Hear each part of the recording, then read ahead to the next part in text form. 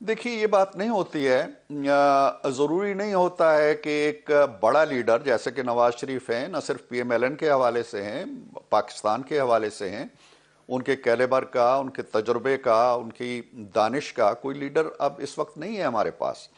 उनकी मौजूदगी, चाहे वो यहाँ हों और बकौल आपके लंदन में हों या कहीं और भी हों, वो लंदन में थे भी तो भी यहाँ मौजूद थे, पार्टी के फैसलों में शरीक थे, और अब भी जो दो बड़े फैसले हुए हैं वो खुद ब खुद नहीं हो गए हैं।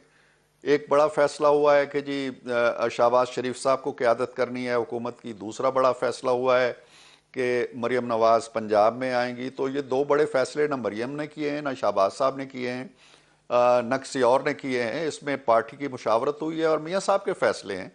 तो मेरा ख्याल नहीं होता है कि लीडर घर बैठ जाएं या किसी और शहर में बैठ जाएं तो उनकी जो सियासत है वो मादूम हो जाती है या उनका किरदार ख़त्म हो जाता है। तो मियाँ साहब बिल्कुल सियासत के अंदर मौजूद हैं और मैं देख रहा हूँ कि उनका किरदार शायद आने वाले दिनों में कम होने के बजाय ज़्यादा तवाना होगा, ज़्यादा तामीरी होगा, ज़्यादा प्रोडक्टिव होगा और ज़्यादा ज़रूरत महसूस होगी उनकी हमें।